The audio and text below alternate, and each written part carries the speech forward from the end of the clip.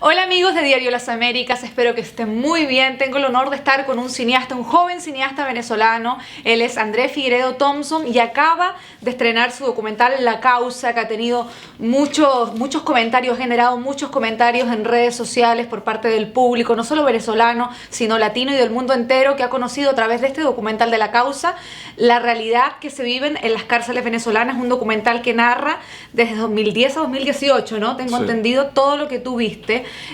Un saludo a la gente y por favor, de verdad, un honor tenerte. Gracias por tenerme aquí. Un saludo a todos los que están viendo el programa.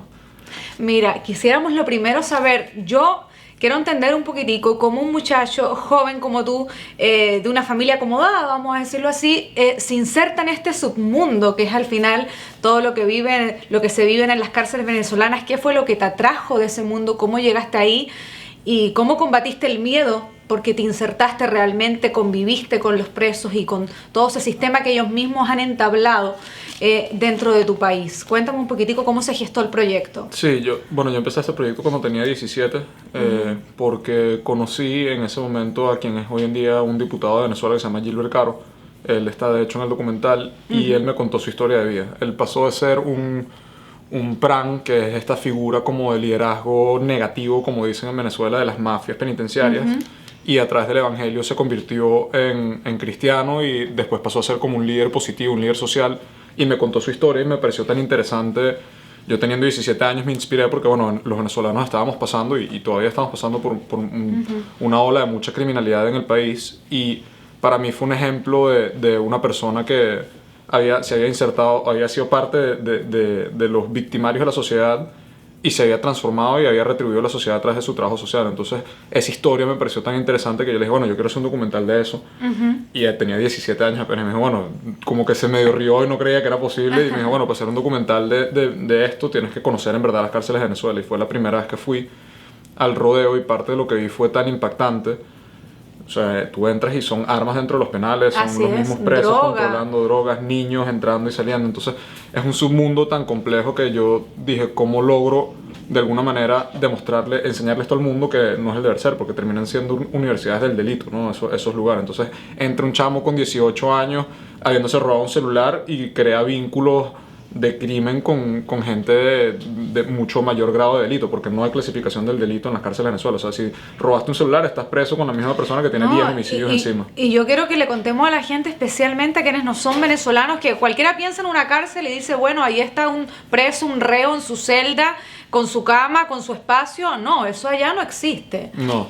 O sea, obviamente es como el Estado no controla estas cárceles, no son todas las cárceles, está cambiando constantemente, pero en las cárceles que el Estado no tiene el control, son ellos mismos que establecen sus propias leyes. Entonces, si tú entras sin conocer a nadie, sin tener ningún tipo de vínculo con como decir, la pandilla que estaba organizando la mafia penitenciaria en ese momento, tú puedes entrar en un cuarto y dormir con 20 personas en un cuarto que era para 2 personas, porque no tienes espacio. Pues, entonces... Y eso es lo que yo quiero que la gente se entere. Las condiciones de hacinamiento son brutales. Tengo entendido que hay penales donde que estaban o se concibieron habilitados para 800 reos y hay 8.000 presos viviendo ahí en condiciones infrahumanas, lo que tú pudiste narrar. Sí, de hecho la PGB, es una de las principales donde documentamos, porque yo visité 11 cárceles en total.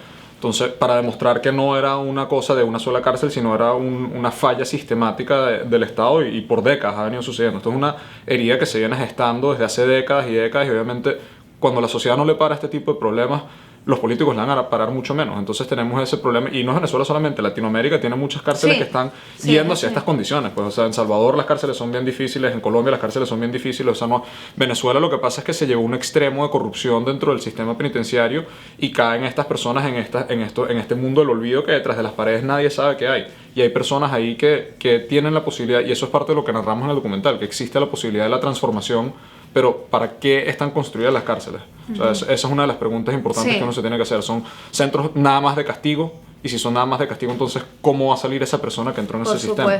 O son centros de rehabilitación, de reformación, de ciertas circunstancias que llevaron a personas a caer en el mundo de la delincuencia, ¿cómo quieres tú como sociedad que salgas? A mí lo que más me impactó, bueno, aparte de las imágenes y de todo lo que te arriesgaste como documentalista durante este proceso que, como decíamos inicialmente, duró 2010 a 2018, visitando 11 cárceles alrededor de todo el país, y lo que más asombra es que son cárceles controladas por reos armados. Y yo me pregunto, como tú sabes, como una persona que ve el documental, ¿qué papel juega la Guardia Nacional? O sea, ¿solo cubre los perímetros de estas cárceles y no tienen incidencia ninguna en lo que pasa adentro? Sí, bueno, eso es parte de lo que es curioso, ¿no? ¿Cómo es posible que los presos tengan el mismo calibre de armas que la Guardia Nacional que está custodiando el penal, ¿no? O sea, obviamente hay un tema de gran corrupción que ha sucedido en el país, porque muchos de los guardias nacionales que mandan a estos penales son castigados, o sea, como castigo los mandan a cuidar las cárceles. Entonces estás mandando a alguien castigado a cuidar a los castigados por la sociedad. Entonces creas como un círculo vicioso donde la gente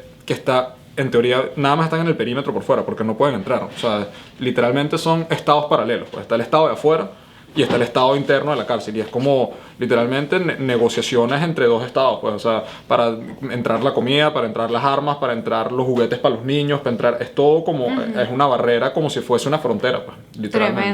Tremendo. Quiero recordarles que estamos con Andrés Figueredo Thompson. Él es cineasta, documentalista, acaba de lanzar el pasado 20 de octubre su documental La Causa, donde refleja la triste realidad de las cárceles en su país, en Venezuela. Yo quisiera saber, y me causa mucha curiosidad, cómo tú lograste hacer, no sé si amistad, pero por lo menos un contacto bastante estrecho con los jefes de la mafia de estos penales, por decirlo de alguna manera, para poder grabar, para poder capturar todas las imágenes que capturaste y entrar a mostrar realidades que hombre, te arriesgaron a ti también.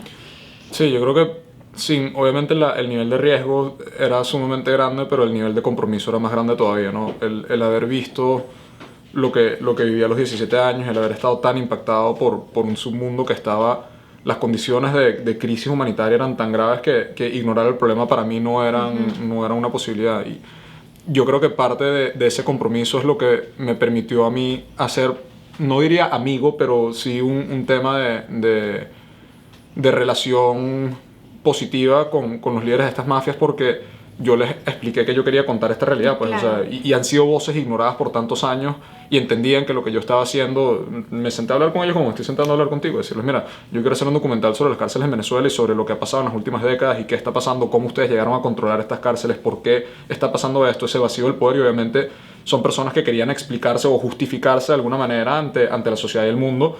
Y era así, yo hablaba con ellos como estoy hablando contigo, y le hacía preguntas críticas, pues duras, de si no creían que esto estaba afectando a sus niños, si no creían que este tipo de sistema de alguna manera iba a perpetuar el círculo vicioso de la delincuencia en Venezuela, porque tú ves como, tú que viste el documental, hay momentos donde estos pranes hacen fiestas para el Día del Niño, claro, y sí. Llegan y reciben, todos los niños que entran al penal reciben juguetes, que capaz jamás en su vida, en sus sectores, pudiesen recibir estos juguetes. Entonces estás teniendo una persona con una pistola y unas granadas y oro encima, dándote un juguete. ¿Qué estás causando tú en la mente de esos Claro. chamos? O sea, si tú vas a la cárcel y en la cárcel recibes beneficios de personas armadas, ¿qué pasa dentro de 10 años cuando ese niño de 9 años, qué pasa en la mente de esa persona? ¿Cómo va creciendo? Entonces, ese tipo de preguntas, ese tipo de acercamientos sinceros, sin juicio, sin tratar de tampoco de perjudicar a nadie personalmente, sino tratar de entender un sistema, creo que fue lo que me permitió a mí pasar también 10 años metido, pues, y parte de eso fue que yo iba con equipos de básquet, equipos de béisbol, construimos un estudio de música dentro de la cárcel. Eso quería preguntarte. La música y en particular la fe, yo diría que dentro de lo que viene el documental es lo que más impacta la vida de los reos, ¿no? Sí. En ese sentido, yo sé que todo lo que se está recaudando con la película, a través de todas las plataformas donde se puede ver, alquilar o comprar, va directamente destinado a estos lugares de rehabilitación, vamos a decirlo así, ¿no? Bueno, de hecho, eso es parte... Todos los fondos están destinados a una organización que se llama Free Convict, que nosotros conocimos cuando estábamos haciendo un concierto de música dentro del penal.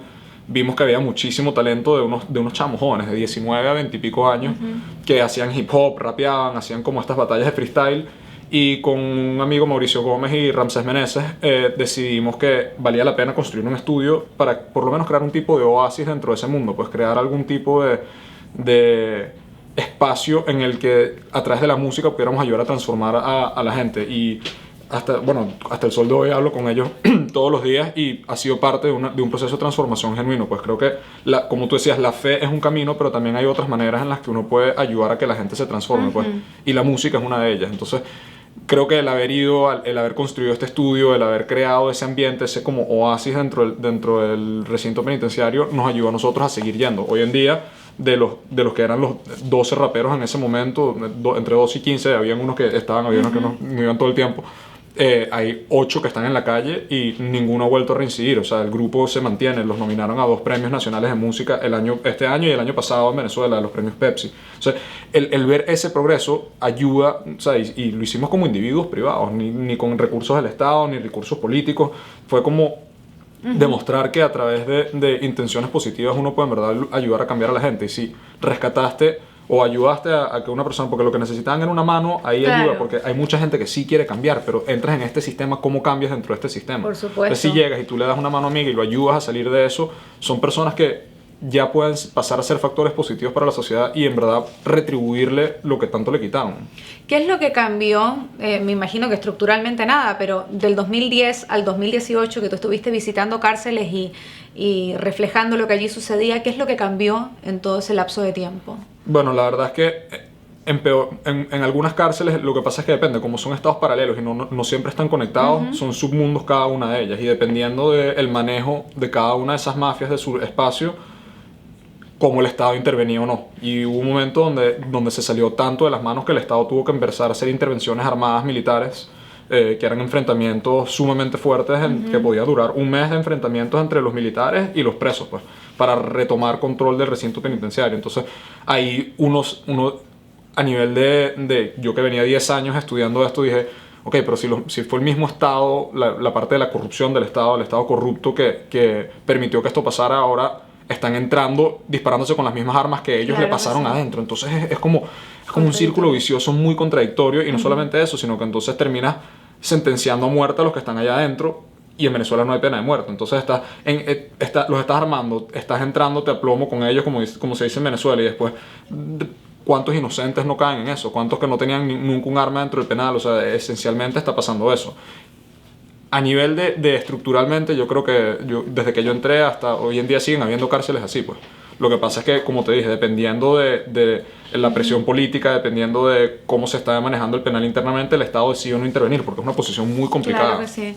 Andrés, yo quisiera saber, después de haber estrenado este documental y estar mostrando al mundo, ¿no?, una realidad que, bueno, si bien se podía intuir, no la habíamos visto de primera mano, ¿puedes regresar a tu país? ¿Tienes chance de volver a Venezuela? Bueno, yo soy un luchador por mi país o sea, yo no soy parte de ningún movimiento político, ni creo mucho en la política, no soy partidista, no creo en los partidos, soy mucho más de hacer trabajo y labor social, y que así es como se construye, ¿no? Porque yo creo que las ideologías nos hacen mucho daño, a nivel humano, a nivel país, o sea, el quedarte con un solo dogma de pensamiento y creer que esa es la solución a los problemas de una nación, me parece que es una cosa sumamente arcaica. Pero yo sé que este documental enseña realidades que a ciertas personas en posiciones de poder no le gusta que se enseñe esto, pues, ¿no? Claro que sí. Y por más que no sea una crítica a ningún sistema político, porque como digo, esto tiene décadas sucediendo, esto simplemente es el momento en el que yo tuve la posibilidad de entrar, y en el documental se expresa, pues como las cárceles de los 90 también pasaban por muchos problemas.